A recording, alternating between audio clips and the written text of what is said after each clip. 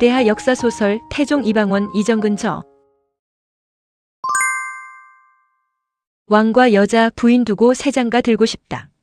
권력기관의 재배치를 끝낸 태종이 영사평부사 하륜과 좌정승 김사형, 우정승 이무를 가래색 제조로 삼고 국혼을 준비하라 명했다. 멀쩡한 왕비 민부인을 놔두고 새장가 들겠다는 것이다. 정비 민부인의 투기에 맞서 정식 결혼으로 정면 돌파하겠다는 뜻이다. 우선 예조로 하여금 고금의 비빈 제도를 연구 보고하라 명을 내렸다. 제후는 구녀를 취하고 경과 대부는 일처두첩이며 선비는 일처 한첩이었으나 혼례 제도가 밟지 못하여 적과 첩의 제한이 없었습니다. 많을 때는 정원수에 넘쳐 참난함에 이르렀고 적을 때는 정원수에 미달하여 후사가 끊김에 이르렀습니다. 새장가 들고 싶다 가래색은 못들하느냐? 예조의 보고를 받아든 태종은 회심의 미소를 지었다. 사대부도 이첩이라니 명분을 세울 수 있었다. 군왕에겐 9명이 정원이라니 벌어진 입을 다물지 못했다. 정비 민부인의 눈치를 보며 궁녀를 취하던 일이 어리석게 생각되었다. 가래색 제조로 하여금 즉각 시행하라 명했다. 태종의 새장가 문제는 급물살을 타고 일사천리로 진행되었다. 이제 택일만 남았다. 이에 반발하고 나선 이가 있었으니 영원부원군 민재였다. 태종 이방원의 장인이다.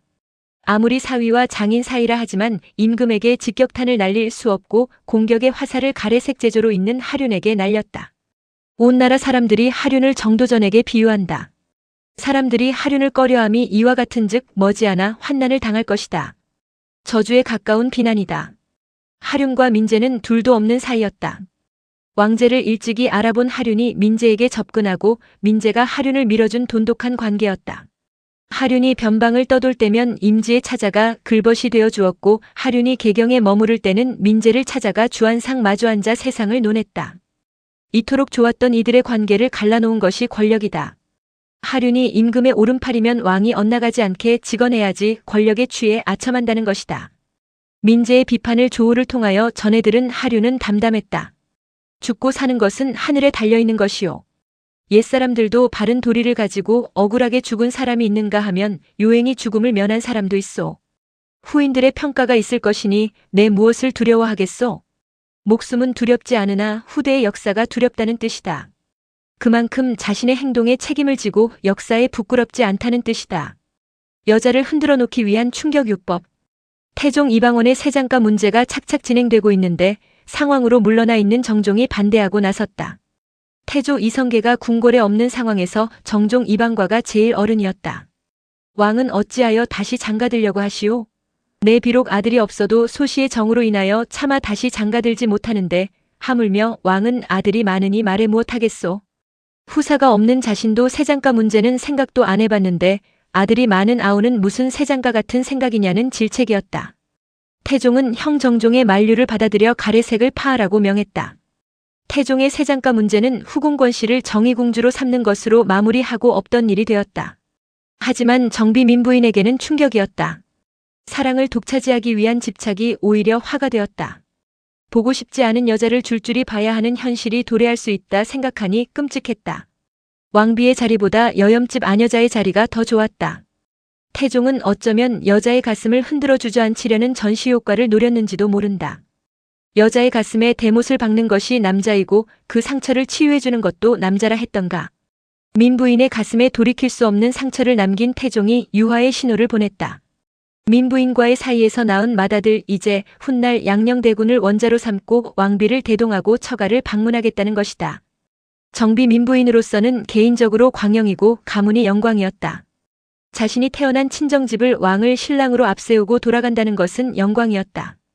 용수산 기슭에서 나비 잡으며 뛰놀던 소녀가 나라의 국모가 되어 옛집에 돌아간다는 것은 꿈같은 일이었다. 그 꿈이 현실이 되었다. 기뻤다. 지아비가 속을 썩이지만 일단 기뻤다. 개경의 진산이 송악이라면 안산은 용수산이다. 북쪽의 송악산이 함부로 대할 수 없는 경외스러운 산이라면 남쪽의 용수산은 뭐든지 받아줄 것 같은 어머니 품처럼 포근한 산이다. 개경의 중심 번화가 십자로에서 연복사를 지나 회빈문으로 가다 보면 민재의 집이 있다. 여흥부원군 민재의 집에 왕이 베푸는 잔치가 벌어졌다. 태종은 북벽에 앉아 남쪽을 향하고 민재는 동벽에 앉았다. 사사로이는 장인과 사위이지만 군신의 예다. 민제의 매부 의정 부찬성사 곽추, 민제의 처제부 개성유후 송제대, 민제의 아우 승령 부윤 민양은 모두 남쪽에 앉았다. 신하의 품계에 따른 자리다. 민무구와 민무질은 멀찌감치 앉았다. 산의 진미로 준비한 진수성찬이 차려지고 성악이 울려 퍼졌다. 용수산 자락에 집이 들어선 이래 최대의 잔치가 벌어진 것이다. 민제가 태종에게 잔을 올렸다. 태종이 잔을 비우고 민제에게 술을 내렸다. 사가에서는 사위가 장인에게 먼저 술을 올리는 것이 예의이지만 오늘의 잔치는 군신과의 관계이다. 허리를 꺾은 민제가 술잔을 받았다. 황공한 마음이었다.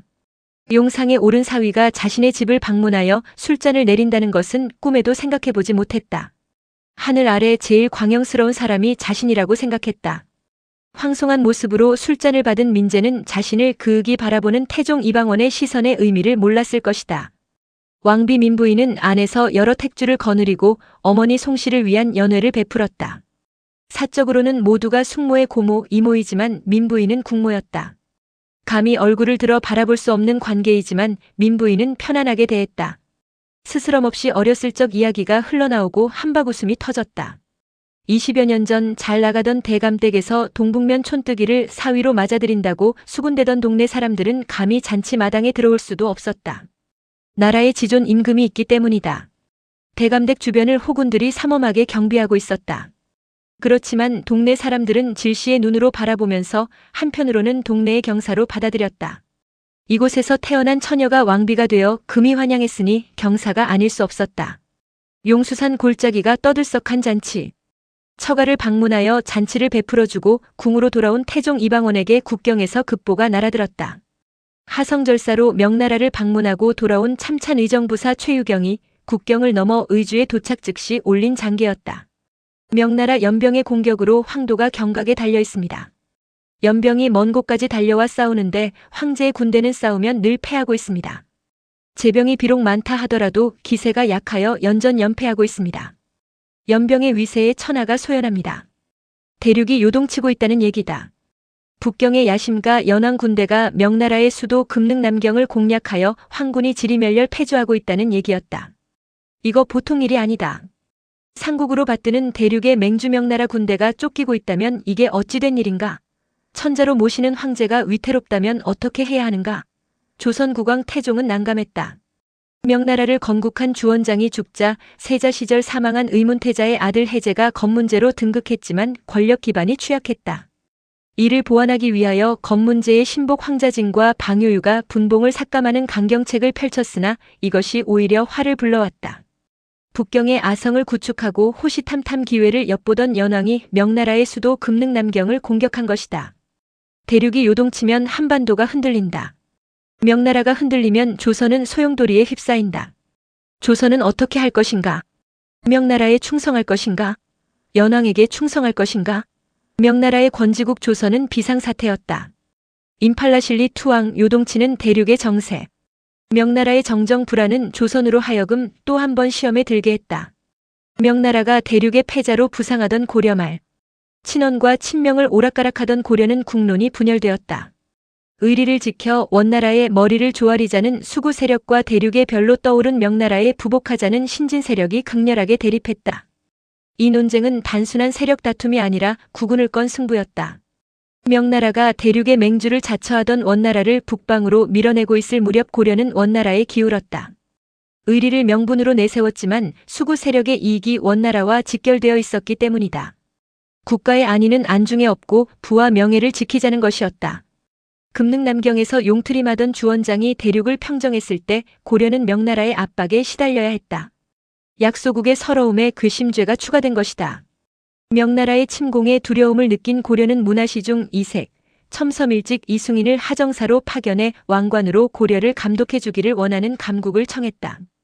요새말로 풀이하면 신탁 통치를 원한다는 내용이었다.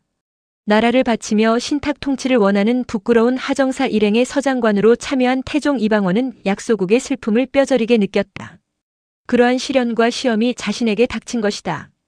금능의 황제가 위기를 극복할 것인지, 북경의 연왕이 천하를 소나기에 넣을 것인지, 요동치는 명나라 정정은 안개 속이었다. 경랑이 일고 있는 대륙은 태종 이방원으로 하여금 선택의 기로에 서게 한 것이다. 선택의 기로에 선 태종 이방원. 이러한 상황에서 태종 이방원에게 조언해줄 원로가 없다는 것이 안타까운 현실이었다. 정몽주도 없고 정도전도 없었다. 화급한 태종 이방원은 소요산에 머물고 있는 아버지 태조 이성계를 찾아가 조언을 구했다. 개경으로 돌아가자는 태종의 청을 뿌리친 태조 이성계는 소요산에 눌러앉아 별전 공사를 시작했다. 아예 소요산에 눌러앉을 속셈이었다. 태조 이성계는 우선 명나라와의 말무역을 중단하라 권했다. 당시 말은 최대의 전략물자였다. 원나라와 전쟁을 수행하고 있는 명나라는 상당수의 말을 무역이라는 이름으로 조선에서 조달했다. 보전이 전투의 대부분을 차지했던 당시의 말은 기동력의 상징이었다. 개경으로 돌아온 태종 이방원에게 의주 국경에서 급보가 날아들었다. 조선의 사신으로 왔다 귀국하던 충맹현이 요동에서 입국을 거절당하고 돌아왔으며 명나라의 장수 임팔라실리가 군사를 이끌고 국경을 넘어와 입국을 요구한다는 것이었다. 명나라의 황제가 조선에 파견한 사신이 자신의 나라에 입국하지 못하는 사태가 발생한 것이다. 북경 연왕군의 급능 공격으로 대륙의 판세는 급박하게 돌아가고 있었다. 태종 이방원은 여러 사람의 지혜를 모으기 위하여 2품 이상의 신료와 기로회의를 소집했다. 임팔라실리가 3천여 호를 이끌고 도망올 때 황군 하지위가 1,500명의 군사를 이끌고 추격하니 임팔라실리가 다 죽여버렸다. 심양에 있던 군사가 추격하니 또한 그 반수를 죽이고 국경에 와서 입국을 청한다. 아직 강변에 머물러 두고 그들의 움직임을 볼 것인가? 강을 건너오도록 허락하여 각처에 나누어 둘 것인지 경들의 의견을 듣고 싶소. 의견은 분분했다. 강변에 머물러 두고 그 움직임을 보자는 사람이 23명, 식량이 떨어지고 형세가 궁해지면 난을 일으킬 것은 의심할 나위가 없으니 강을 건너오도록 허락하여 각처에 나누어 두자는 사람이 12명이었다. 핵심은 연왕 진영에서 반란군으로 보는 임팔라실리를 받아들였을 때 연왕의 추궁이 두렵다는 것이었다. 임팔라실리가 끌고 온 15,000여 명은 난민이었다. 그 중에는 요동에 살고 있던 동포들이 다수 포함되어 있었다. 하지만 임팔라실리는 연왕의 군대를 살상하고 도망왔다. 여기에서 태종 이방원의 고민이 있었다. 인도적인 견지에서 받아들일 단순한 난민이 아니었기 때문이었다. 우선 의주목에 있는 장천호로 하여금 임팔라실리를 만나보게 했다. 정료위 군과는 모두 연에 붙었소. 우리들은 이미 황제군에 충성했기 때문에 연을 따를 수 없소.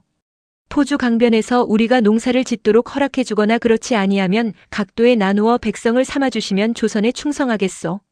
자신은 황제의 군관으로서 황제에게 반란을 일으킨 연왕에게 충성할 수 없어 조선에 투항했다는 것이다. 태종 이방원은 우선 그 충성심을 높이 사주고 싶었다. 하지만 그를 받아들이기에는 정치적인 결단이 필요했다. 고민에 빠진 태종은 북경에서 잠깐 만났던 연왕을 떠올렸다. 통이 큰 사람으로 기억되고 있었다. 야심가 연왕이 그렇게 쫀쫀한 사람이 아니라고 믿고 싶었다. 태종은 강상인을 보내어 받아들인다는 뜻을 전했다. 하지만 이것이 태종의 패착이었다. 인정과 국가의 정책은 다르다는 것을 모르고 있었다. 투항한 임팔라실리를 어떻게 처리해야 하나? 국경을 넘은 임팔라실리는 스스로 무장을 해제했다. 임팔라실리가 휴대한 병기를 바쳤다는 소식을 전해들은 태종은 그를 왕도 개경으로 초치하라 명했다. 사람의 됨됨이를 직접 파악하여 제목으로 쓰고 싶었다. 아버지 이성계에게 투항하여 평생을 변치 않고 충성한 여진족 출신 이지란을 떠올렸다. 그를 왕궁으로 초치하여 임금이 면대하자 신하들 사이에 경론이 일었다. 내가 명나라와 맞서자는 것이 아니다. 사람이 불 속에서 빠져나와 살기를 구하니 이를 어찌 못 본 채 할 수 있겠느냐? 지금 명나라에서 추격한다 해서 돌려보낸다면 반드시 죽이고 살려두지 않을 것이니 그래서 받아들였던 것이다. 여러 재상들이 돌려보내라고 하오나 대의에 어긋남이 있습니다.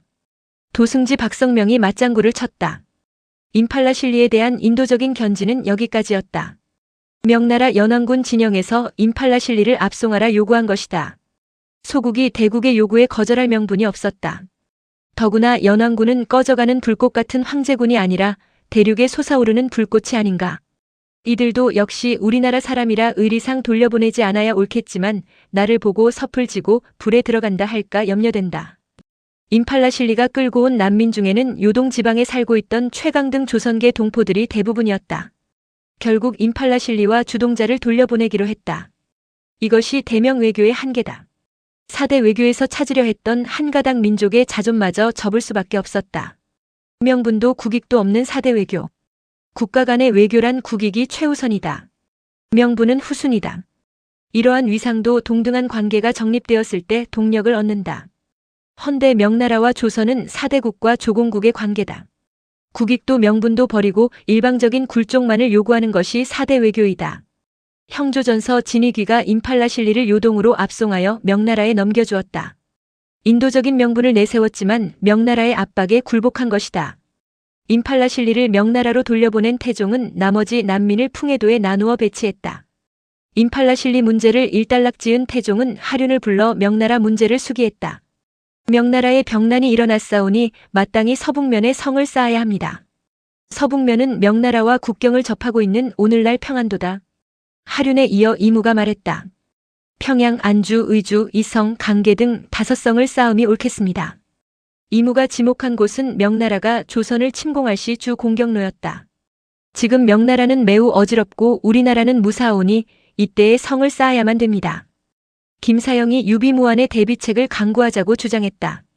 태종 이방원은 신하들의 의견을 받아들여 성을 쌓으라 명했다. 있을 수 있는 명나라의 공격에 대비하기 위해서였다.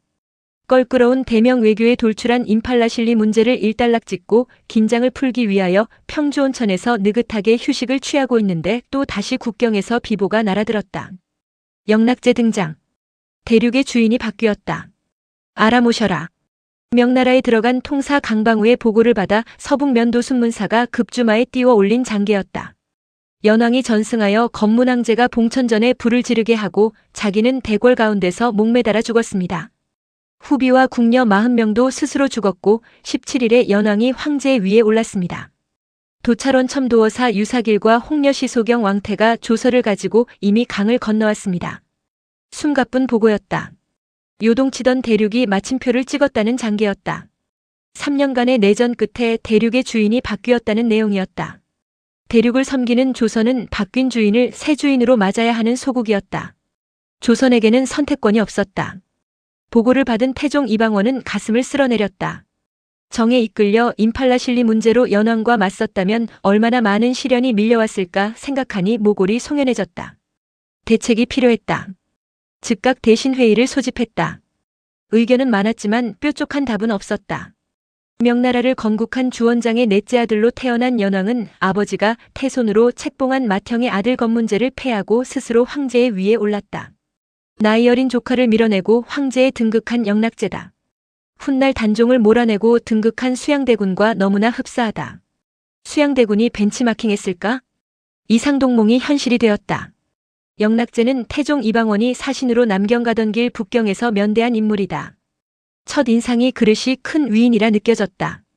야심으로 이글거리던 그의 눈꼬리가 왕으로 만족할 위인이 아니라고 생각했었다. 연왕 역시 이방원이 야인으로 머물러 있을 인물이 아니라고 생각한 것 같았다. 동상이몽이 아니라 이상동몽이었다. 그것이 현실이 된 것이다. 대륙의 주인이 바뀌었다. 북경에서의 면담을 기회로 삼고 싶었다. 비록 위상은 다르지만 이제 황제로 등극한 연왕보다 자신이 먼저 조선 국왕에 올랐다. 연왕이 황제로 있을 때 자신이 왕위에 오르는 것하고는 순서가 다르다. 여기에서 절묘한 수를 찾고 싶었다. 대명 외교 전략에 고심하고 있던 태종에게 황제가 보낸 사신이 병난도나루를 건넜다는 소식이 대궐에 전해졌다. 태종 이방원은 면복 차림의 대소신료를 거느리고 몸소 서교에 나아가 사신을 맞이했다. 황제의 조서를 가지고 온 사신은 황제의 대리인이다. 여타의 다른 사신들처럼 대궐에서 맞이할 수 없었다. 태종의 안내를 받으며 무일전에 이른 도찰원 첨도어사 유사길은 황제의 조서를 반포했다. 봉천승 운왕제는 좋아노라. 고황제께서 군신을 버리시고 검문이 위를 이음해 헌장을 변란시키고 고륙을 살해하여 화기가 거의 짐에게 미치게 되었다. 짐이 종묘사직이 중하여 황제의 위에 올라 천하에 선포하노라. 명년을 영락원년이라 할 것이니 너희 조선은 마땅히 이를 알지어다. 영락제 시대의 개막선언이다. 조카 해제를 패하고 황위에 오른 영락제는 명나라를 건국한 주원장의 26명의 아들 중 넷째 아들이다. 묘호도 이방원과 같은 태종이다. 중원의 태종과 변방의 태종이 밀고 밀리며 역사를 끌어간 셈이다. 영락제는 주원장의 고려 출신 둘째 부인에게서 낳은 아들이라는 설이 있지만 확인된 바 없다. 아버지의 후광을 얻고 20세에 북경을 다스리는 연왕이 된 영락제는 북벌군을 지휘하며 그의 존재를 대륙에 알렸다. 아버지 주원장의 기대를 한몸에 받았던 맏형이 죽고 조카 윤문이 황태손에 책봉되자 절망했다. 아버지가 죽고 조카 해제가 검문제로 등극하자 생명의 위험을 느낀 그는 군사를 일으켜 황도 남경을 공격하기 시작했다. 산둥성 서부 지역과 화이어강 유역을 초토화시키며 연왕군이 남경에 진입했을 때 궁궐은 불타고 검문제의 시신은 찾을 길이 없었다. 황도를 접수한 연왕군은 검문제가 스스로 불타 죽었다고 공식 발표했지만 물증이 없었다. 이것이 오늘날까지 검문제가 궁궐을 탈출하여 숨어 살았다는 가설의 원인 제공 인자가 되었다. 검문제를 패하고 황위에 오른 영락제는 수도를 북경으로 옮겼다. 오늘날의 베이징이다. 자금성과 천안문도 모두가 영락제의 유산이다. 대륙을 평정한 영락제는 안남 베트남을 수중에 넣고 눈을 해외로 돌렸다. 정화함대를 앞세워 남아시아를 정벌하고 동아프리카에도 명나라의 존재를 알렸다. 뿐만 아니다. 티베트와 네팔도 소나기에 넣고 아프가니스탄과 투르키스탄까지 손을 뻗쳤다. 영락제의 등장은 조선에게 위축을 강요했다. 명나라의 팽창은 조선에게 재앙이었다. 팽창주의를 구사하는 영락제에게 조선이 맞섰다면 어떻게 되었을까? 이러한 영락제에게 태종 이방원이 맞섰다면 어떻게 되었을까? 일전을 겨뤄 고구려의 고토를 회복하고 요동의 주인이 되었을까? 명나라의 침공으로 한반도는 쑥대밭이 되었을까? 조선이라는 나라는 지도에서 사라지고 명나라에 편입되어 버렸을까? 역사에는 가정이 없다 하지만 재미있는 그림이 그려진다. 영락제의 등장과 함께 조선은 검문연호를 버리고 영락연호를 쓰게 되었다. 태종 이방원은 연왕시대를 마감하고 황제에 등극한 영락제가 보낸 사신을 태평관으로 안내하여 극진히 대접했다. 명나라의 정세 파동은 조선에게는 대형 해일이다. 하물며 황제가 바뀌었으니 조선에게 재앙이 될 수도 있고 기회가 될 수도 있다. 그것도 순리적인 승계가 아니라 정변과 내전에 의한 자리바꿈이었으니 기회 활용 범위도 크고 위험 부담도 더 컸다. 위기를 기회로 활용하고 싶은 것이 태종 이방원의 욕망이었다. 대명 외교의 새 판을 짜기 위해서는 무엇보다도 명나라의 내부 속사정을 속속들이 알아야 한다고 판단한 태종 이방원은 하륜을 하등극사로 파견했다. 명나라를 속속들이 알아오라는 것이었다. 지혜주머니 하륜이 소임을 완수할 수 있을지 그것이 관건이었다. 조사의에 난 반란군과 이성계, 묵계가 있었을까? 소요산에 머물고 있던 태조 이성계가 회암사로 행차했다. 이성계의 거동은 즉각 개경에 있는 태종 이방원에게 알려졌다. 이방원에게 태조 이성계의 움직임은 최대의 관심사항이었다. 개인적으로 부자지간의 효와 불효의 가늠자였고 태상왕으로 권력의 일부분이 태조 이성계 주변에 살아있기 때문이다. 회암사에 도착한 태조 이성계는 회암사를 중수하고 궁시를 짓는데 필요한 인부와 목재를 보내라 했다. 예상 밖의 요구였다. 이성계가 회암사로 거동한다는 보고를 받았을 때 주지스님으로 있는 무학대사를 잠시 만나러 가는 것으로 알았다. 헌데 궁시용 목재라니 도무지 이해할 수 없었다. 아버지의 뜻을 거역할 수 없는 이방원은 왕실용 목재와 150여 명의 인부를 보냈다. 이것도 잠시. 궁시를 지어 눌러 살겠다던 태조 이성계가 동북면으로 향했다는 보고가 올라왔다. 태조 이성계의 동북면행은 태종 이방원의 예측과 빗나갔다. 좋은 목재를 무학대사에게 건네주고 되돌아오리라 생각했는데 그것이 아니었다. 동북면은 아버지의 세력 기반이 있는 곳이며 중앙 통제가 느슨한 곳이다. 더구나 최근 동북면에서 반란의 징후를 포착했다는 첩보에 신경을 곤두세우고 있는 터였다. 아버지의 의도를 도무지 알 수 없었다. 종잡을 수 없는 아버지의 행적에 골머리를 앓고 있는데 안변에서 급보가 전해졌다. 안변부사 조사이가 반란을 일으켰다는 것이다. 반란이라니? 용납할 수 없었다. 더구나 아버지 이성계의 동선과 일치한 안변에서의 반란이라면 묵과할 수 없었다. 조사이의 반란은 종묘사직을 위태롭게 하고 부자지간의 이간질로 받아들였다. 조사이는 신덕왕후 강씨의 친척으로 왕후의 후광으로 형조일왕이 되고 순군에 이르며 승승장구하던 인물이다. 강씨의 몰락과 함께 변방으로 내몰린 조사이는 태종 이방원에게 적개심을 품고 있었다. 아버지의 동북면 행차와 조사이의 반란이라? 확실한 정보는 없지만 함수관계가 있는 것만 같았다. 조사이는 이방원을 용서할 수 없었다. 그의 눈에 비친 태종 이방원은 임금이 아니라 국법을 어긴 범법자였다. 세자를 죽이고 임금을 끌어내린 이방원은 천하의 역적이었다. 세상이 성공한 쿠데타라 인정해도 자신은 받아들일 수 없었다. 그를 인정하는 백성들이 우매하게 보였고 그 앞에 머리를 조아리는 선비들이 역사의식도 없는 비굴한 인간들이라 생각되었다. 사랑하는 아내와 막내 아들을 잃고 산천을 방황하는 태조 이성계가 동북면에 오는 이때가 절호의 찬스라 생각되었다. 아들을 미워하는 태조 이성계가 전폭적으로 지원해 주리라 믿고 싶었다. 허나 간과한 것이 있다. 태조 이성계가 이방원을 미워하는 것이 부자지간의 애증이라면 조사이의 이방원에 대한 적개심은 정치적인 대립이었다. 정치는 새싸움이다. 새가 약하면 지게 마련이다. 반짝이던 이슬이 태양이 떠오르면 흔적도 없이 사라지는 것과 흡사하다. 태조 이성계의 행차와 거의 동시에 봉기한 반란군. 뭔가 있을 것 같은 경계심을 풀지 않은 태종 이방원은 상호군 박순을 동북면에 급파했다. 동북면에 파견된 박순은 도순문사 박만과 고을 수령들에게 조사이를 따르지 말고 뇌하부동하지 말라는 왕명을 전하다 함주에서 반란군에게 피살되었다. 조정에서 보낸 관군 장수를 살해했으니 사태는 급박하게 돌아갔다. 박순의 피살 소식과 태조 이성계의 거가가 천령을 넘었다는 소식이 동시에 개경에 전해졌다. 밤새 말을 달려온 회양부사 김정준의 보고를 받은 태종 이방원은 아연실색했다. 조사이의 반란과 아버지의 움직임은 뭔가 밀접한 관련이 있는 것만 같았다. 조사이의 반란을 과소평가할 일이 아니라고 생각되었다. 정확한 근거는 없지만 뭔가 있다고 판단한 이방원은 우선 아버지와 조사이를 떼어놓기로 했다. 무학대사에게 사람을 보내어 동북면을 찾아가 아버지의 거가를 돌려줄 것을 부탁했다. 태조 이성계가 존경하던 왕사 무학대사라면 능히 그 일을 해내리라 믿었다. 무학대사를 동북면으로 보낸 이방원은 전열을 정비했다. 좌군 총재 이귀철을 동북면 도체찰사로 삼고 대오군 한흥보를 지병맞사로 삼아 지역 군사력을 보강했다. 그런데 아버지를 찾아간 무학대사에게서는 아무런 소식이 없고 불길한 전황이 날아들었다. 호군 김옥겸이 조사이에게 포로로 잡혔고 호군 송유가 반란군에게 피살되었다는 것이었다. 최정예 부대를 투입하다. 특단의 대책이 필요하다고 생각한 태종 이방원은 안평부원군 이서와 중 익륜 그리고 서로를 태조 이성계의 행제소에 보냈다. 반란군이 날뛰는 위험지역에 있지 말고 빨리 개경으로 돌아오기를 극력 요청하는 한편 조영무를 동북면 강원 충청 경상 전라도 도통사로 임명했다. 외국과의 전쟁에 버금가는 전시체제다.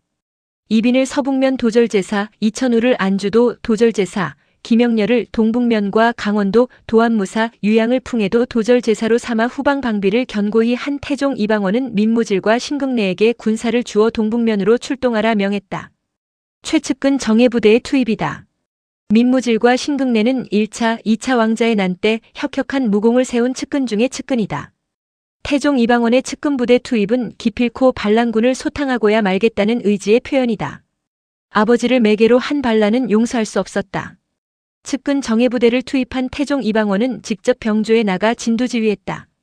그 모습은 광화문 앞에 천막을 치고 혁명군을 지휘하던 모습과 흡사했다. 그러나 반란군과 조우한 조정군에서 날아온 소식은 우울한 것이었다. 맹주에 진입한 역전의 용사 이천우가 조사이에게 포위당하여 100여 명의 장조를 잃고 아들 이밀의 기지로 겨우 포위망을 탈출하였다는 소식이었다. 이에 분노한 태종 이방원은 여흥부원군 민재를 수성도통사로 삼아 개경을 맡겨두고 권하를 도진무 삼아 직접 출정했다. 반란군을 꼭 제압하고야 말겠다는 결연한 각오였다. 오랜만에 입어본 갑옷이었다. 백마에 올라탄 태종 이방원의 눈초리는 분노로 이글거렸고 꼭 분쇄하고야 말겠다는 결의가 불타올랐다. 개경을 출발한 태종 이방원이 금교역에 머무르고 있을 때 아버지의 거가를 돌리기 위하여 파견한 이서와 중 서로가 치열한 전투 때문에 천령이 막혀 돌아왔다는 보고가 올라왔다. 한 가닥 희망마저 절망이었다. 북교까지 호종한 민재, 성성린, 우일열, 최유경 등에게 개경을 잘 지키라 명하고 동북면을 향하여 진군했다. 반란군을 분쇄하라. 태종 이방원이 원중포에 도착했다. 뒤따르던 조영무, 김영렬, 신극내가 군사를 이끌고 천령으로 향하는 모습을 환송했다. 임금이 여기까지 선두에 선 것은 지휘관들에게 임금의 의지를 심어주고 장졸들에게 사기를 북돋아주기 위해서였다.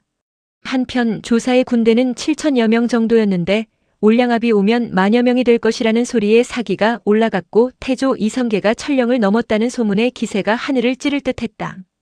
조사의 부대에서 들불처럼 번진 올량압은 낭설만도 아니었다. 동북면의 지리적 여건상 올량압과 밀접한 관계가 있었다. 우수리강 지류인 무링어 유역에서 살아온 올량압은 두만강과 압록강을 넘나들며 살아왔다. 추장 아래 수십 호가 뭉쳐 살던 올량압은 물자교역과 군사동원에서 동북면 무장들과 빈번한 교류가 있었다. 어쩌면 중앙행정기구에서 멀리 떨어져 있는 동북면은 이들과의 교류로 독자적인 세력을 키웠다 해도 과언이 아니다. 그 대표적인 예가 동북면에서 세력을 구축하여 중앙에 진출한 이성계였다. 조사의 부대가 조정군을 연파하며 파죽지세로 안주에 진출했다. 살수를 건너려다 얼음이 깨져 수백 명을 잃고 강 언덕에 진을 치고 있을 때 괴소문이 진중에 퍼졌다. 뜬 소문만도 아니었다. 조영무 장군이 동북면으로 향했고 이천우, 이빈, 김영렬, 최운의 장군이 맹주를 가로막았다. 또 황주와 봉주의 4만여 명의 군사가 진을 치고 있다. 조사의 군대가 포위당했다는 소문이었다. 조사이를 따르던 장수들의 얼굴색이 변하고 군졸들은 술렁이기 시작했다. 군졸이 장수를 죽이고 탈출하기 시작했다. 칼을 뽑아들고 막아서는 장수를 군졸들이 살해하고 도망하기 시작하자 진중은 삽시간에 아수라장이 되었다. 자중질환이 일어난 것이다. 장졸들을 통제하지 못한 조사의 군대는 스스로 괴멸되고 말았다. 조사의 반란군 태조 이성계와 묵계가 있었을까? 사태를 수습하지 못한 조사이는 50여 기를 거느리고 반란의 본거지 안변으로 후퇴했다. 흐트러진 전열을 정비하기 위하여 안변에 들어간 조사이는 도안무사 김영렬에게 생포되고 말았다. 조사이의 생포와 거의 동시에 태조 이성계의 거가는 안변을 빠져나와 평양으로 향했다. 아들 조홍과 함께 개경으로 압송된 조사이는 순군옥에 하옥되었다. 조사이는 국문 없이 하옥된 이튿날 아들과 함께 주살되었다. 여타의 반란 사건에 비하면 이례적인 종결이다. 피가 튀고 뼈가 으스러지는 형문을 가하여 연루자를 캐내는 것이 영모 사건의 처리 과정인데 주모자를 신속하게 처형하는 것으로 마무리지었다. 태조 이성계의 거가가 천령을 넘은 것과 때를 같이하여 조사이가 봉기했다. 조사이가 살수에서 패퇴할 때 태조 이성계는 안변을 빠져나왔다. 조사의 부자를 처형한 후에 태조 이성계는 개경으로 돌아왔다. 우연의 일치라 하기에는 의도적인 구석이 있다. 조사이와 이성계 사이에 교감이 있었는지? 교감은 없었지만 태종 이방원에게 반기를 든 자신을 지지해 줄 것이라 기대했는지? 아무런 묵계도 없었는데 조사이가 이성계의 행차를 선동의 도구로 악용했는지는 지금까지도 수수께끼다.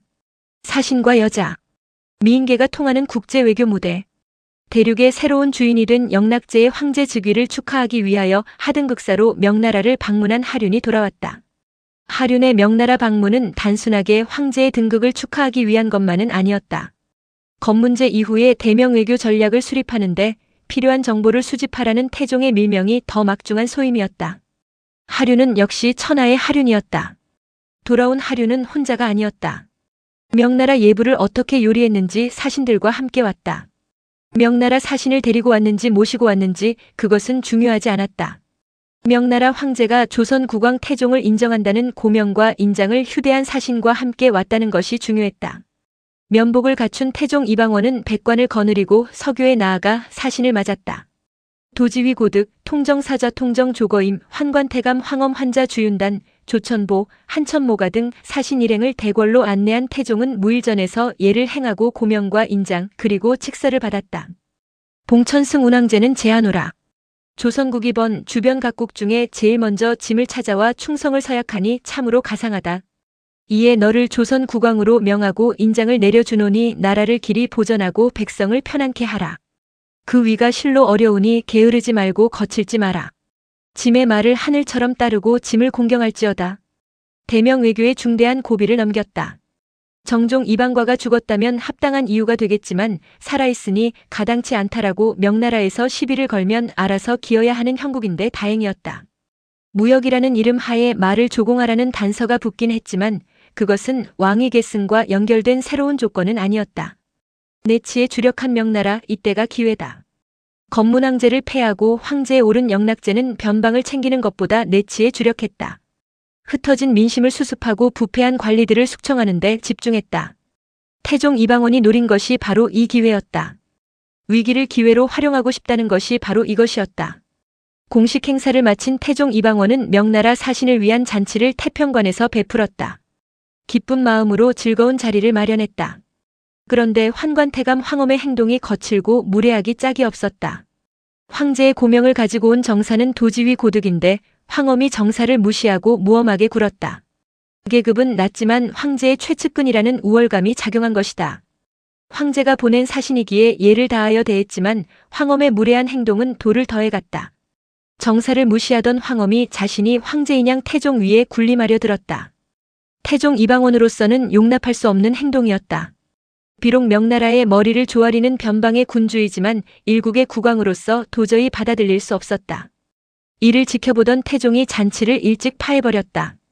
수모를 당했다고 생각한 사신 일행은 예법을 모르는 무식한 군왕이라 투덜대며 숙소 영빈관으로 돌아가 버렸다. 어떠한 외교 분쟁으로 비화하는지 모르는 사건이 터진 것이다.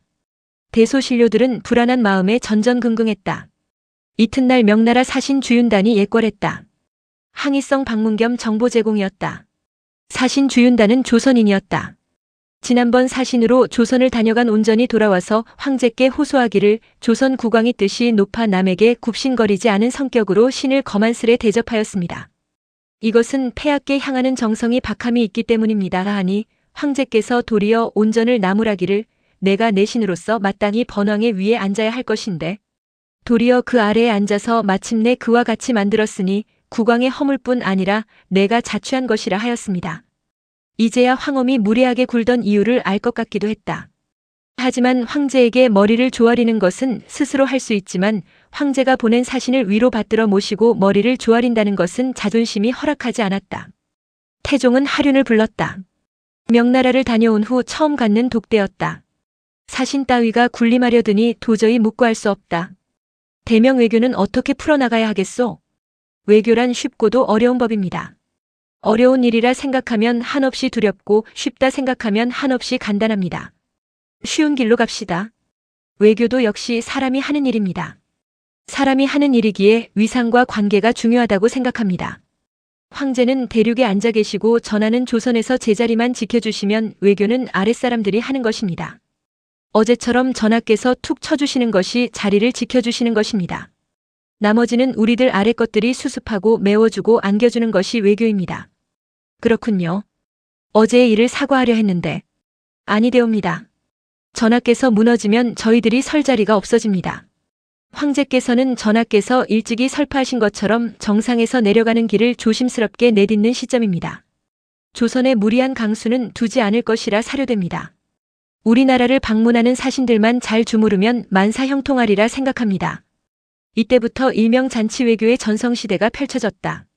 조선에 오는 사신들에게 융숭하게 잔치를 베풀어 주고 돌아갈 때는 진귀한 선물을 한 아름 안겨주었다.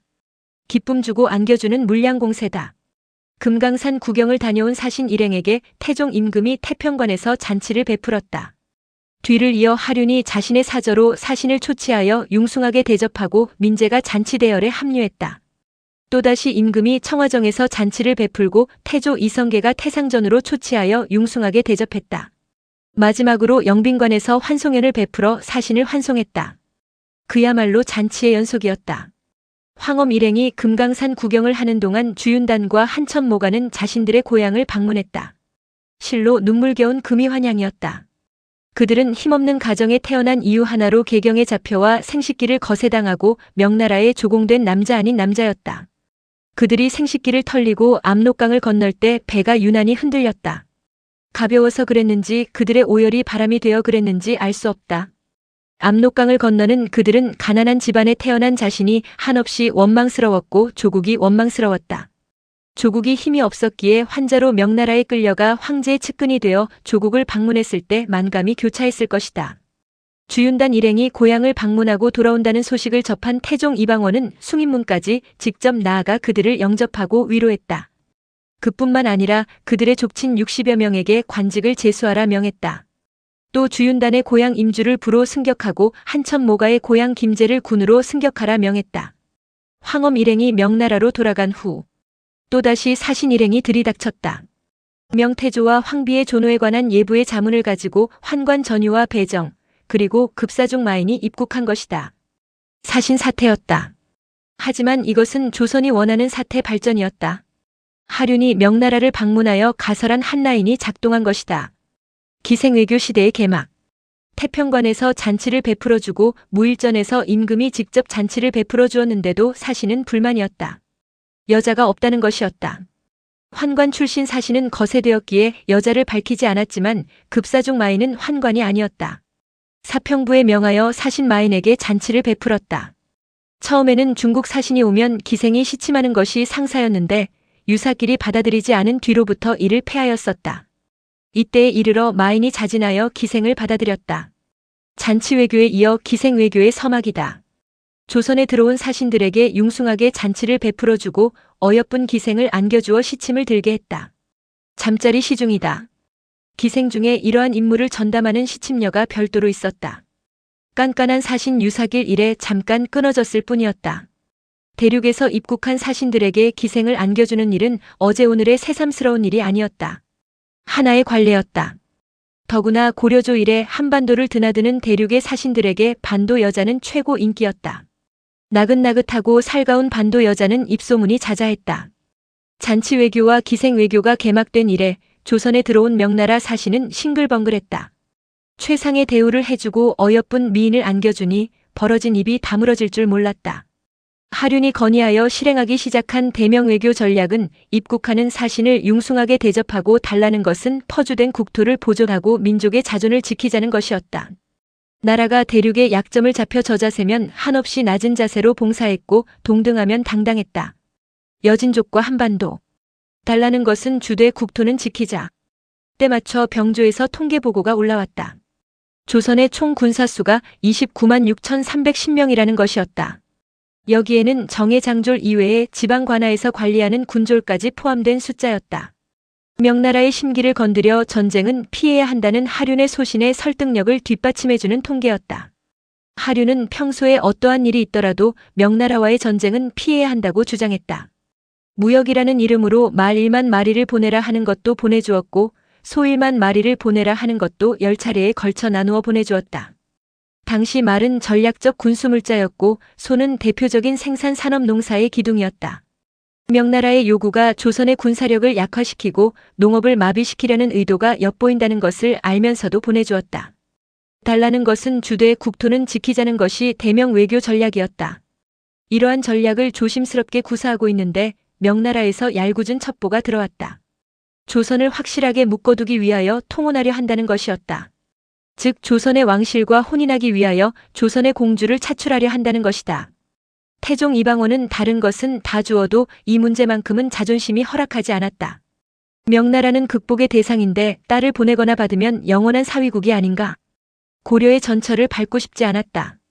이에 깜짝 놀란 태종 이방원은 경정공주를 조준의 아들 조대림에게 하가시키고 아직 나이 어린 경안공주마저 권근의 아들 권규에게 출가시켰다. 태종 이방원에게 있어서 명나라 황실과 통혼은 가문 이상의 혼인으로 받아들여졌다. 명나라 황실과 혼인하면 한민족의 피와 한민족의 피가 섞이지 않은가? 피가 섞이면 현실에 순응해야 하지 않은가? 피가 섞이고 어떻게 요동을 생각할 수 있단 말인가? 이방원의 뇌리에는 두 차례의 사신길에 목격한 요동의 고구려 유적과 유민들의 기억이 지워지지 않고 있었다. 두 딸을 서둘러 혼인시킨 태종 이방원에게 불길한 정보가 날아들었다. 명나라가 여진족을 직할 체제로 다스리겠다는 정책이었다. 그동안 여진족은 조선에 조공했고 그들이 두만강과 압록강 국경을 넘나들며 생업에 종사하는 것을 조선은 묵인해 주었다. 그런데 명나라가 여진족을 직접 통치하겠다면 문제가 간단한 것이 아니었다. 국토와 연결된 중요한 문제였다. 이것은 천령위의 또 다른 이름으로 받아들였다. 한민족을 한반도에 묶어두려는 대륙세와 대륙으로 뻗어나가려는 한민족이 부딪히는 분기점이 천령이다. 삼부가 모여서 여진의 일을 의논하였다. 황제가 여진에게 치교하여 오도리, 함경도, 길주, 여진족 올량합, 올적합 등을 초모하여 조공을 바치게 하라고 하였는데 여진은 본래 우리에게 속하였기 때문에 삼부가 회의한 것이었다. 태종실록.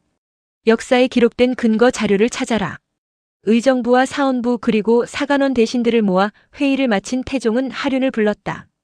사고를 열어 윤관이 동해진을 치고 변경에다 비를 세운 것을 면밀히 조사하여 보고하시오. 태종실록. 전조의 예종실록을 살펴보니 시중 윤관이 동해진을 치고 변경에다 비를 세웠다는 것이 명확히 기록되어 있습니다. 지체 없이 동북면에 나아가 그 비를 확인토록 하시오. 하륜이 동북면으로 떠났다. 명나라의 부당한 요구에 역사적인 자료를 들이대며 명나라의 요구가 불가함을 논박하겠다는 치밀한 전략이다. 동북공정으로 고구려 역사를 중국의 변방사로 편입하려는 오늘날에도 귀감이 되는 전략이다. 동북면을 다녀온 하륜이 그 비가 그대로 보존되어 있다고 보고했다. 명나라와 외교 문제로 부상하고 있는 여진족은 우리나라와 불가금불가원의 이민족이다. 고려 조정이 강하면 납작 엎드려 조공하고 약하면 국경을 넘나들며 노략질을 일삼았다. 동북면 행영병 마도통사로 부임한 윤관이 여진족을 얕잡아보고 정벌하려다 무참히 참패했다. 이에 절치부심 칼을 갈던 윤관은 별무반을 창설하고 군대를 양성하여 17만 대군을 이끌고 출진하여 함주, 영주, 웅주, 복주, 길주, 공엄진, 숭령, 통택, 진양 등 구성을 평정하고 비를 세웠다. 이듬해 봄에 개선한 윤관은 그 공으로 문화시중에 올랐다. 그때 윤관이 세운 비를 근거로 우리나라 영토다라는 것을 주장하자는 보관이었다. 명나라의 여진족 직할 통치 계획은 착착 진행되어 요동천호 왕가인이 명나라 황제의 치규를 가지고 입국했다. 삼산, 동로울 등 여진 지방 관민인 등에게 치규하여 알린다. 너희에게 인신을 주어서 스스로 서로 통속해 하고 생업을 편하게 하여 짐과 함께 태평의 복을 누리도록 하라. 명나라가 여진족을 직접 통치하겠다는 외교문서이다. 동등한 입장에서 주고받는 외교문서라기보다 일방적인 통보였다. 올 것이 온 것이다. 눈 빤히 뜨고 오늘날의 평안도 일부와 함경도 지방을 내주는 궁지에 몰린 것이다. 이에 예문관제학 김첨을 명나라의 계품사로 파견했다. 너희 아버지가 인정했으니 딴지 걸지 말라. 본국의 동북지방은 공엄진으로부터 길주, 단주, 영주, 웅주, 함주 등 고을이 모두 본국의 땅에 소속되어 있습니다. 요나라 건통 7년에 동여진이 난을 일으켜서 함주 이북의 땅을 빼앗아 운거하고 있었는데 고려의 예왕이 군사를 보내어 회복하였고 원나라 초년에 이르러 몽고가 여진을 거두어 복속시킬 때 본국의 조휘와 탁청이 그 땅을 가지고 항복하였으므로 조휘로 하여금 총관을 삼고 탁청으로 천우를 삼아 군민을 관할하였습니다.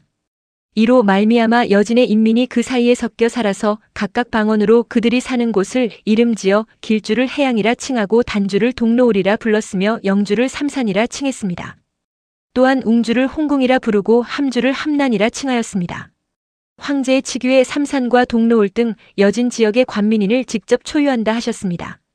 상고하건대 삼산천호 여진족 관직 이영리부라가 비록 여진인에 속하기는 하나 본국 땅에 와서 살아온 지가 오래되었고 본국의 인민과 서로 혼인하여 자손을 낳아서 부역에 이바지하고 있습니다. 또 신의 조상이 일찍이 동북 지방에 살았으므로 현조 이한사의 분묘가 현재 공주에 있고 고조 행리와 조 이자춘의 분묘가 모두 함주에 있습니다. 생각건대 소방이 고황제의 왕국 유사라는 은혜를 입었사오니 그곳에 살고 있는 여진 인민들을 본국에서 전과 같이 관할하게 하시면 한나라가 다행하겠습니다. 이에 지형도본을 받들고 경사에 가게 하여 주달합니다. 제반론의 여지가 없는 완벽한 반론이다. 외교문서이니만큼 정중한 예를 갖췄다. 하지만 내용은 유구한 역사를 상고하고 지도를 첨부하여 너희 아버지 주원장 홍무제가 인정했으니 딴지 걸지 말라는 얘기였다. 사신을 명나라에 파견한 태종 이방원은 상호군 박영을 동북면선 위사로 임명하고 현장으로 출동하라 명했다. 동요하는 여진족을 안무하라. 동북면에 도착한 박영은 국경을 철통같이 경비하고 술렁이는 여진족을 진정시켰다. 명나라와 단판을 짓기 위하여 경사에 들어간 계품사 김첨이 황제의 칙서를 가지고 돌아왔다. 조선 국왕 이휘에게 치교한다. 상주하여 말한 삼산 천호 이영리부라 등 10처 인원을 그대가 성찰하라. 이에 그대의 준청을 치교하노라. 여진족을 간섭하지 않을 테니 조선이 계속 관리하라는 뜻이다. 조선의 승리다. 명나라를 상대로 한 외교전에서 거둔 작은 성공이었지만 큰 수확이었다. 이것이 오늘날 압록강과 두만강을 경계로 구획짓는 국경선이다. 내은이와 실구지. 조선 최초의 지능적인 성폭행 사건. 관제개혁을 실시하여 왕위승계의 기틀을 확립한 태종 이방원은 2차 관제개혁을 단행했다. 관료들을 다 잡아 고삐를 틀어주기 위해서였다. 임무가 중복되거나 불필요한 청사를 통폐합하고 사원부의 사원장령 한승안과 형조의 형조정랑 최견 그리고 형조도관 정랑 조안을 궁으로 불러들였다. 임금이 대사원이나 형조판서를 불러들이지 않고 장령과 정랑을 불러들인 것은 관례에 없던 이례적인 일이다. 요새 말로 풀이하면 법무부 장관이나 검찰총장을 불러들인 것이 아니라 부장검사와 과장급을 불러들인 것이다. 옥송이 지체된다는 원성이 비등하고 있소. 옥송은 매일 결단하여 계본을 갖추어 보고하도록 하시오. 또한 백성들의 풍기가 문란하다 하니 철저히 규찰하시오. 사헌부에 불똥이 떨어졌다. 노비 문제로 송사가 넘쳐나고 신문고 설치로 다툼이 끊이지 않는데 늑장 부리지 말고 신속히 처결하고 매일 보고하라니 죽을 맛이었다. 예나 지금이나 늑장 부리면 냄새가 나고 냄새가 나면 줄줄이 옷을 벗어야 한다는 뜻이다. 이에 더하여 백성들의 풍속마저 단속하라니 아득했다. 이때 조선 개국 이래 최초의 위계에 의한 강간 사건이 터졌다. 졸지의 부모를 잃은 딸셋. 몇 년 전 11세 여자아이를 강간한 산호 임금을 교형에 처한 일이 있었지만 그 사건하고는 격이 달랐다. 종이 주인집 규수를 계획적으로 겁탈하여 아내로 삼고 재산을 빼앗으려 한 사건이었다. 한양에 판사 이자지가 살고 있었다. 판사는 전문성이 떨어지는 지방 관리를 감시하고 보필하기 위하여 중앙에서 파견한 관리이다. 이름이 해괴하여 이 판사, 이 아무개 등으로 표기하려 했지만 여태껏 역사적인 인물을 실명으로 기록하더니만 웬 뚱딴지 같은 일이냐고 의아해 하시는 분이 있을까봐 기록에 충실했다. 오늘날의 관점에서 받아들이면 남성 성기를 칭하는 비속어에 속하지만 그 당시에는 김자지, 박자지, 최자지 등이 이름에 널리 쓰였다. 말과 글은 시대에 따라 변한다. 아마 그 당시에는 남성 성기를 자지라 칭하지 않고 지읒에 시옷받침을 하지 않았나 생각된다. 이 부분은 국어학자들이 규명할 일이라 더 이상 언급은 자제하겠다. 이자지. 스스로 자자에 알지자. 스스로 자신을 알고 행동한다. 얼마나 좋은 이름인가? 아폴론 신전에 새겨진 너 자신을 알라라는 경고를 자신의 철학적 출발점으로 삼았던 소크라테스보다도 더 자신감이 있지 않은가? 아무튼 한양에 이자지라는 판사가 살고 있었는데 일찍 죽었다. 지아비를 여윈 아내도 시름시름 앓다가 세상을 떠났다. 어느 날 갑자기 천혜의 고아가 된 이 판사의 딸 셋은 맏언니 내은이가 챙겼다. 16 어린 나이에 가장이 된 셈이다. 내은이는 몸종 연지와 손우를 데리고 가정을 꾸려나갔다. 그런데 어느 날 간호실구지가 찾아왔다. 아가씨, 우리가 살고 있는 과주로 내려가 살면 안 될까요? 실구지는 이 판사의 전답이 있는 과천에서 농사를 지으며 살고 있었다. 이 판사가 살아있을 때는 주인의 얼굴도 제대로 쳐다보지 못했던 간호였으나 이 판사가 돌아가자 태도가 바뀌었다. 나이 어린 아이들 여자 셋만 남게 되자 주인 행세를 하며 주인집 딸들을 무시했다. 한마디로 종이 상전에게 기어오른 셈이다. 여자의 도리는 안방문을 나가는 것이 아니다. 하물며 지금 부모님 3년상도 지나지 않았는데 말해서 무엇하겠느냐? 내은이는 단호하게 거절했다. 부모님의 3년상을 여기에서 치러야 하겠다는 뜻이다. 사대부집 딸이라 글을 읽었고 배운 것도 있었다. 상전의 의식이 나에게 있으나 만일 내 말을 듣지 않는다면 장차 농사를 돌보지 않고 도망가겠습니다. 으름장이었다. 농사를 자신이 짓고 있으니 농사를 지어주지 않으면 어떻게 살겠느냐는 협박이었다. 내은이는 겁이 덜컥 났다. 실구지가 농사를 지어주지 않으면 당장에 굶어 죽을 것만 같았다. 주변에는 누구 하나 상의할 사람도 없었다. 고민을 거듭하던 내은이는 실구지의 의견에 따라 과천으로 이주했다. 장지문이 스르륵 열리고 나타난 검은 그림자. 과천으로 이사온 첫날 밤. 잠 못 이루는 내은이에게 지게문 사이로 희미한 달빛이 스며들어왔다. 뒤척이던 내은이는 몸을 반쯤 일으켜 동생들의 얼굴을 바라보았다. 나이 어린 두 동생은 세상 모르고 잠들어 있었다. 엄마가 보고 싶었다. 내은이의 눈가에 이슬이 맺혔다. 곤하게 잠들어 있는 동생들이 깰까봐 조용히 자리에 누웠다. 그때였다. 장지문이 스르륵 열리며 검은 그림자가 방 안으로 들어왔다. 겁에 질린 내은이는 숨도 크게 쉬지 못하고 겁에 질려 떨고 있었다. 방 안으로 들어온 괴한은 내은이의 입을 틀어막고 옷을 벗기려 들었다. 내은이는 있는 힘을 다하여 저항했다. 어둠에 파묻힌 괴한은 누구인지 알 수 없었다. 내은이의 반항이 만만치 않다고 생각한 괴한은 내은이의 저고리 섭을 낚어채 힘을 가했다. 쫙 소리와 함께 내은이의 저고리가 찢어지고 젖무덤이 드러났다. 터질 듯한 젖무덤이다. 아직 사내의 손길을 타지 않은 순백의 피부였다. 문틈 사이로 들어오는 달빛에 더욱 도드라져 보이는 내은이의 젖무덤을 바라보던 괴한은 음흉한 미소를 지었다. 누런 이를 드러내며 동물적인 웃음을 흘리던 괴한이 내은이에게 다시 덤벼들었다. 내은이가 사력을 다하여 저항하자 내은이의 치마를 붙잡은 검은 손이 위에서 아래로 움직였다. 쫙 소리와 함께 치마가 찢어지며 내은이의 속살이 드러났다. 지게문 사이로 새 들어오는 달빛의 내은이의 우윳빛 속살이 눈부시다. 고개 숙여 흐느끼고 있었지만 귀밑머리에서 흘러내린 어깨선이 상아를 깎아내린 듯 유난히 아름답다. 내은이는 속살이 아름다운 보기 드문 여인이었다. 처남은 이 계집을 맡아. 어둠 속의 목소리는 분명 귀에 익은 목소리였다. 내은이를 또 다른 사내에게 맡긴 괴한은 곤히 잠들어 있는 내은이의 두 동생을 깨워 발가벗겼다. 이제 10살, 13살 어린 여자아이들이었다. 영문도 모른 채 깨어난 두 동생은 발가벗긴 채 오들오들 떨고 있었다. 이 모습을 바라보던 내은이가 있는 힘을 다해 발버둥치며 소리쳤지만 메아리는 없었다. 마을에서 떨어진 외딴집에 구원의 손길은 없었다. 어린 것들을 겁탈한 괴한은 누런 이를 드러내며 하품을 했다. 짐승 같은 포만감의 표출이었다.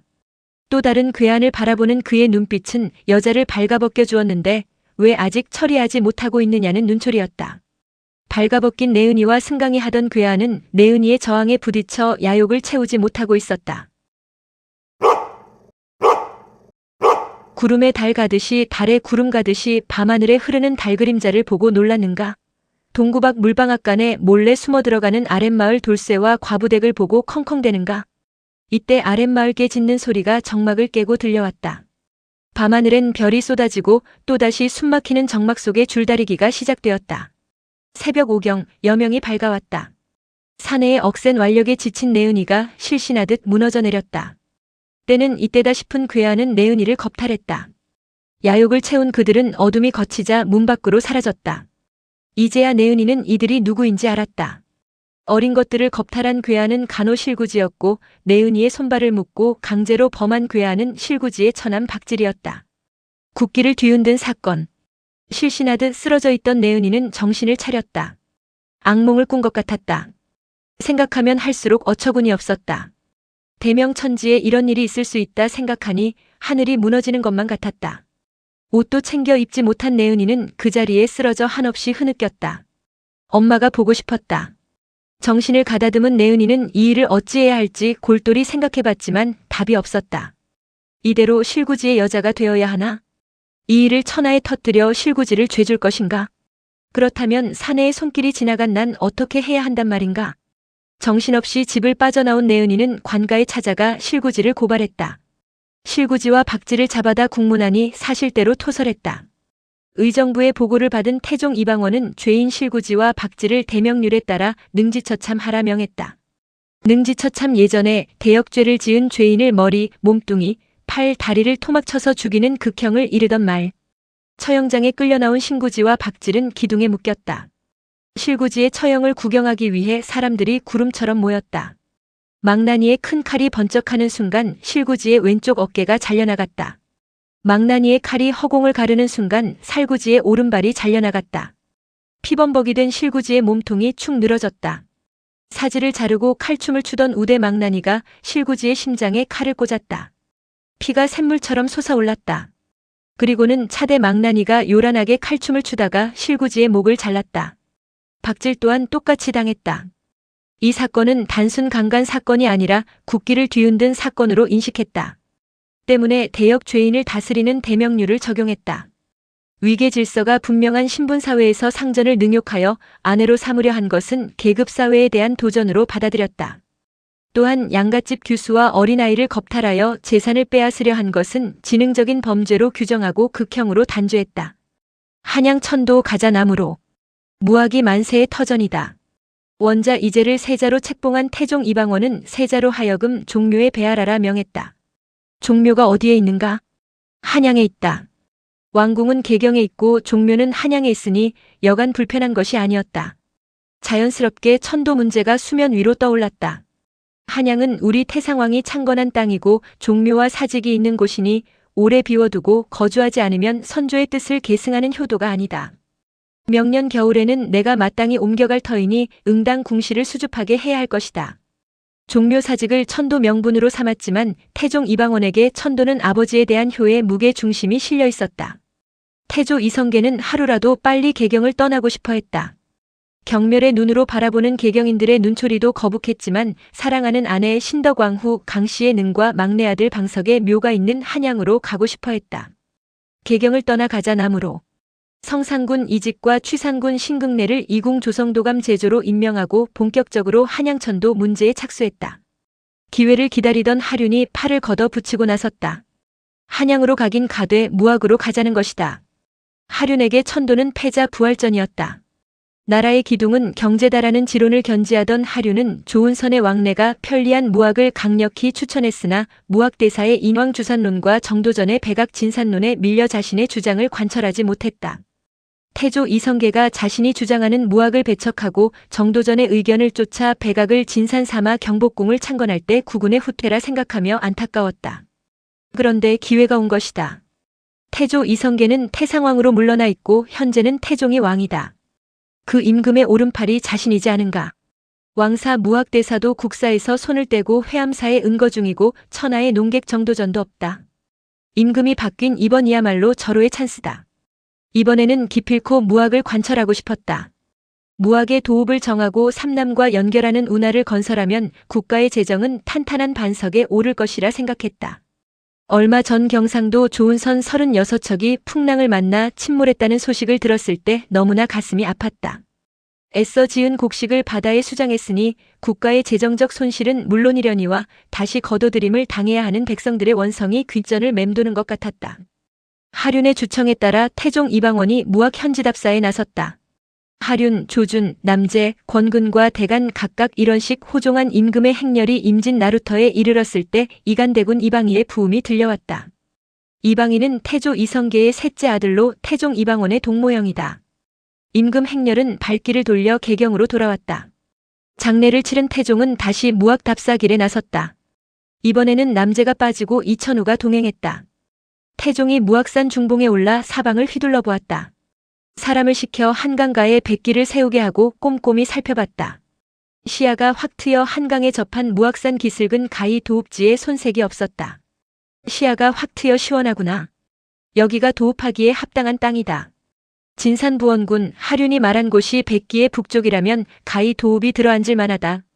백기의 북쪽이라 하면 오늘날의 모래내 일대와 상암벌을 이르는 말이다. 흡족한 미소를 띄우던 태종 이방원은 무학산을 내려와 서운관 관리들을 모아놓고 의견을 물었다. 끝장 토론을 하자는 것이다. 지금 경들이 본 곳 중에서 명당을 찾아라. 윤신달, 민중리, 유한우, 이양달, 이양 등 천문지리에 학문이 깊고 조예가 있다는 서운관 관리들은 머리만 극적일 뿐 아무 말이 없었다. 거리낄 것 없이 각기 자기 말을 다하도록 하라. 이 땅과 한양 어느 것이 좋은가? 무학산 아래와 한양 중 하나를 찍으라는 것이다. 서운관 제조 윤신달이 말문을 열었다. 이 땅을 참서로 고찰한다면 왕씨의 500년 뒤에 이 시가 나온다는 곳입니다. 이 말은 이미 입증되었으니 그 책은 심히 믿을 만합니다. 도참서를 인용한 아부성 발언이다. 잠시 말을 멈춘 윤신달이 말을 이어갔다.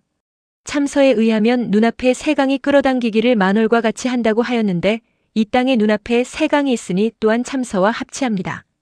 태상왕 때 이 땅을 얻지 못하여 한양에 도읍을 세웠던 것입니다. 윤신달이 거론한 세강은 한강, 임진강, 예성강을 말하는 것이다. 바로 이 점에 주목한 것이 하륜이었다. 듣고 있던 유한우가 나섰다. 한양은 전후의 석산이 험하고 명당에 물이 없으니 도읍할 수가 없습니다. 지리서에 말하기를 물의 흐름이 길지 않으면 사람이 반드시 끊긴다. 하였으니 불길한 것을 말한 것입니다. 이 땅도 또한 규국에 바로 합치하지는 아니합니다. 규국은 도참 지리서에 나오는 용어로서 도국의 길지로 획정하는 범위 안의 땅을 말하는 것이다. 잠자코 있던 민중리가 말했다. 도읍을 정하려고 한다면 천리의 안쪽에 산수가 빙 둘러싸고 있는 곳은 모두 찾아보는 것이 마땅합니다. 만약 삼각산에 올라가 사방으로 바라보고 명승지를 찾는다면 혹은 요행이 얻을 듯 싶습니다. 무학이고 백악이고 접어두고 조선 팔도를 새롭게 다 뒤지자는 것이다. 원론적인 얘기만 늘어놓은 서운관 관리들의 말을 듣던 태종 이방원이 심기가 불편한 것을 감추지 않은 채 민중리에게 되물었다. 이 땅의 규국을 말한다면 괜찮은가? 다른 땅 끌어들이지 말고 이 땅에 대해서 좋다, 나쁘다를 말하라는 것이다. 이 땅도 또한 규국에 바로 합치하지 못합니다. 반드시 외산이 빙 둘러싸고 있는 것을 살펴야 합니다. 성질 급한 태종 이방원의 성격을 익히 잘 알고 있는 이양이 답답하다는 듯이 나섰다. 이 땅은 한양에 비하여 심히 좋습니다. 너무 성급하게 판단할 일이 아니라는 듯이 이양달이 나섰다. 한양에 비록 물이 없다고 말하나 광통교 이상에는 물이 흐르고 있습니다. 목멱산 너머에는 물이 사방으로 빙 둘러싸고 있으므로 웬만큼 도읍할 만합니다. 이 땅은 규국에 합치하지 못합니다. 이양달이 말하는 광통교는 훗날 태종이 건설한 청계천의 광통교를 말하는 것이 아니라 오늘날의 내자동과 효자동 어귀에 있던 광통교를 말하는 것이다.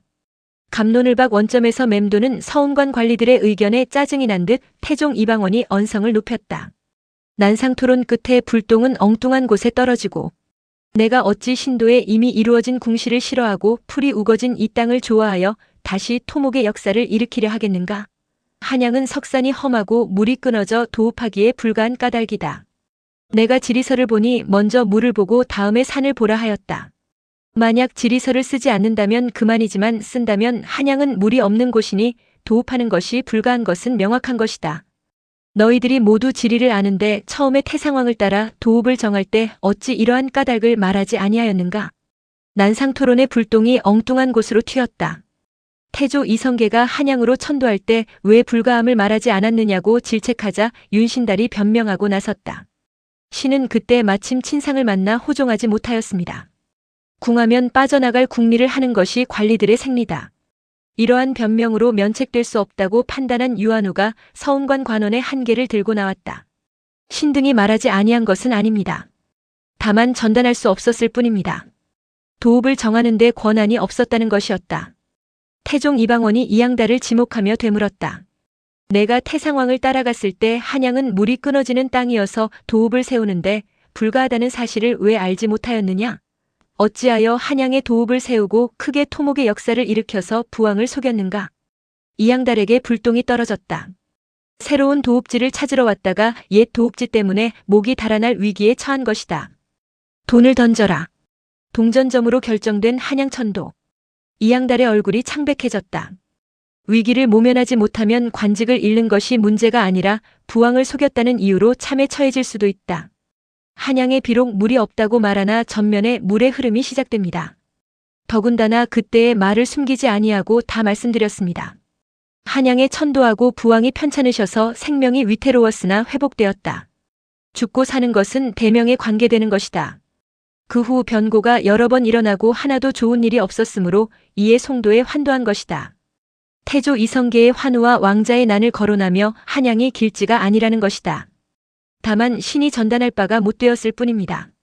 최종 결정권자가 아니었으므로 책임을 묻는다면 억울하다는 것이다.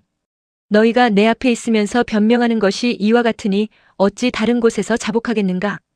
불호령이다. 학자면 학자답게 양심에 어긋나는 말은 하지 말라는 뜻이다. 질책의 화살이 조준에게 향했다. 도읍을 세울 때 경은 재상이었다. 어찌하여 한양에 도읍을 세웠는가? 신은 지리를 알지 못합니다. 모르쇠의 변종이다. 모른다는데 임금도 더 이상 할 말이 없었다. 좋다. 더 내려가서 명당을 찾도록 하라. 태종 이방원 일행은 하산하기 시작했다. 임금 곁에 바짝 붙은 하륜이 낮은 목소리로 소곤거렸다. 좋은 명당은 송도의 강안전 같은 곳이나 무학은 송도의 수창궁과 같습니다. 강안전 터처럼 빼어난 길지는 아니나 버금가는 명당이라는 뜻이다. 산을 내려온 임금 일행은 사천가에 자리를 마련하고 또다시 토론이 벌어졌다. 의견을 개진하라는 왕명에 따라 소신을 말하였으나 불같은 질책이 떨어지니 모두가 하나같이 입이 얼어붙었다. 왜 말들이 없는가? 무학과 한양 어느 곳이 좋은가? 어서들 말하라. 태종이 호종한 신하들을 다그쳤지만 어느 누구 하나 입을 떼지 않았다.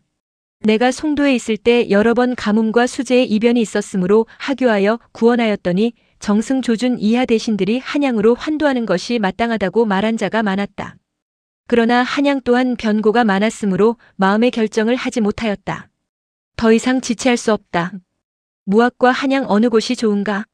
군주란 신하들의 얘기를 들으려 할 때는 귀를 열어놓고 들어야 하는데 과거의 일을 들춰내며 질책하니 아무도 입을 열지 못했다.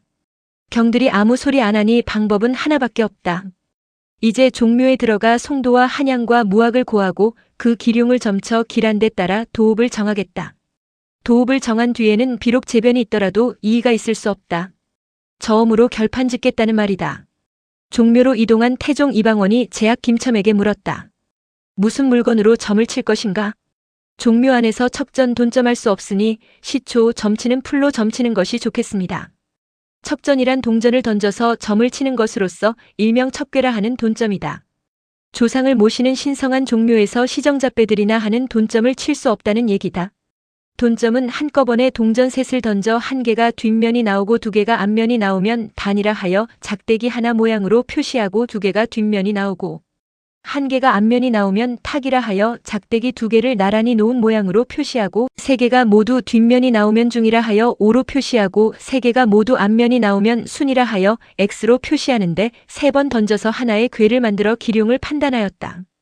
시초가 있으면 좋으련만 첩전은 요사이 세상에서 하지 않는 것이므로 기룡을 정하는 것이 어렵지 않겠느냐? 개경을 떠나올 때 시초점을 칠 것이라 예상했으면 점 도구를 준비해 왔겠지만 전혀 뜻밖이라 제약 김첨도 난감했다. 시초점이란 중국 주나라 때부터 전래되어 내려온 점술로서 빳빳한 토풀나무 가지 50개를 준비하여 죽통에 넣고 흔들어서 그중 하나를 제외하고 남은 49개를 두 손으로 모아 잡고 오른손과 왼손 양쪽으로 나눈다. 여기에서 오른쪽에 남은 숫자를 헤아려 음양으로 점괘를 본다. 토풀나무 가지 구하기가 어려우면 대가지를 대체 이용하다 현재는 쌀알을 사용한다. 점괘의 글은 의심나는 것이 많으므로 정하기가 어렵겠습니다. 여러 사람이 함께 알 수 있는 것으로 하는 것이 낫겠다. 첩전이 속된 일이라 하나 중대사를 결정할 때 중국에서도 사용했었다. 고려 태조가 도읍을 정할 때 무슨 물건으로 하였는가? 뒷말을 없애기 위하여 공개적으로 하는 것이 좋다는 뜻이다. 역시 첩전을 썼습니다. 정승조준이 답했다. 그랬다면 지금도 첩전이 좋겠다. 조금 격에 떨어지기는 하지만 돈점으로 결정이 났다. 태종 이방원은 여러 신하를 거느리고 종묘에 예를 올렸다. 조상께 예를 올린 태종 이방원은 완산군 이천후, 좌정승 조준, 대사원 김희선, 지신사박성명 사간 조유를 거느리고 묘당으로 들어갔다. 이천후의 손끝에서 결정된 한양. 묘당에 향을 올리고 꿇어앉아 이천후에게 돈을 던지라 명했다. 이천후의 손끝에서 모든 것이 결정나는 순간이었다. 좌우를 살피며 호흡을 가다듬은 이천후가 돈을 집어들었다. 국가의 중대사가 자신의 손끝에서 결정난다 하니 이천후 역시 긴장된 모습이었다. 모두의 시선이 이천후의 손끝에 모아졌다. 이천후의 손을 떠난 동전이 허공을 가르며 날았다. 태종 임금을 비롯한 모두의 시선이 동전의 궤적을 따라 움직였다. 착지한 동전이 떼구르르 구르다 멈췄다. 한숨과 환호가 엇갈렸다. 이천후의 동전 던지기는 한 번으로 끝나지 않았고 9번 계속되었다. 그럴 때마다 한숨과 환호가 이어졌다. 결과는 한양이 이길 일흉이었고 송도와 무학은 각각 이흉 일길이었다. 한양으로 결판이 난 것이다. 한양으로 결정이 났다. 누구라도 이의를 제기하는 자는 종묘를 능멸하는 것이다. 태종 이방원의 한양 선언이다. 새로운 도읍지로 한양을 선택한 임금은 환도를 차질 없이 수행하라 명하고 종묘를 빠져나와 어가를 돌렸다. 광나루에서 휴식을 취하던 태종 이방원이 혼잣말처럼 중얼거렸다. 나는 무학에 도읍하지 아니하였지만 후세에 반드시 도읍하는 자가 있을 것이다. 빼어난 명당 무학에 대한 아쉬움이 컸던 것이다.